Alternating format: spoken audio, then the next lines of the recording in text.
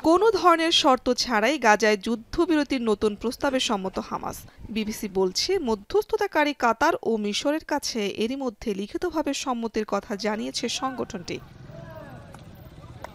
মূলত মার্কিন দূত স্টিভ উইটকফের জুনে প্রস্তাবিত কাঠামোর ওপর ভিত্তি করেই এই যুদ্ধবিরতি প্রস্তাব, যার মধ্যে আছে ৬০ দিনের যুদ্ধবিরতি, হামাসের কাছে থাকা ৫০ বন্দীর মধ্যে ২৫ ইসরায়েলির মুক্তি। যুদ্ধবিরতির সময়ে ২ দফায় এসব বন্দীদের মুক্তি দেওয়ার কথা আছে প্রস্তাবে। এ সময় একটি স্থায়ী যুদ্ধবিরতির বিষয়েও আলোচনা হতে পারে। যুদ্ধবিরতির বিষয়ে নেতানিয়াহু সরাসরি কথা না বললেও জানান, হামাসের সিদ্ধান্ত থেকে বোঝা যাচ্ছে তারা চাপে আছে।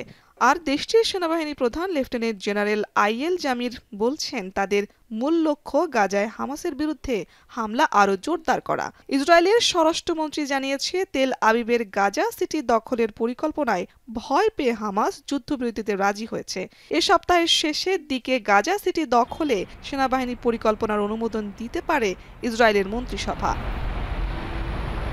ইসরায়েলি গণমাধ্যমকে দেশটির এক কর্মকর্তা জানিয়েছেন, তারা হামাসের সিদ্ধান্তের বিষয়ে অবগত আছে, যদিও গত সপ্তাহে তারা জানিয়েছিল সব বন্দীদের ফেরত দিলেই কেবল যুদ্ধবিরতিতে সম্মত হবে ইসরায়েল।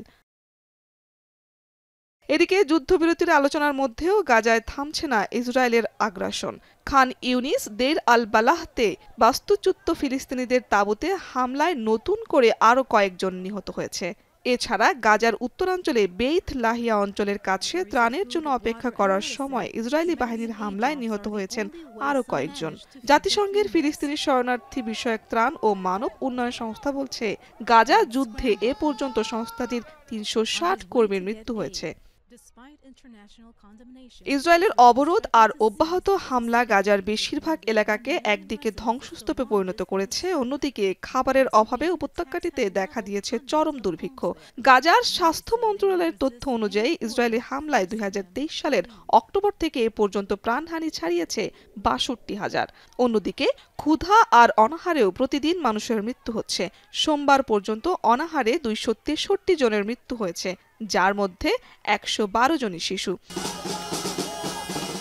এদিকে গাজায় যুদ্ধ বন্ধ করতে হামাসের কাছে বন্দীদের মুক্তির দাবিতে তেল আবিবের একটি প্রধান সড়ক অবরোধ করে বিক্ষোভ করছেন ইসরায়েলিরা।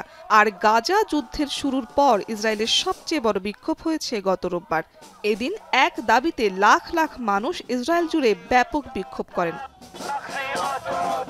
শারমিন পুতুল, এখন বিশ্ব।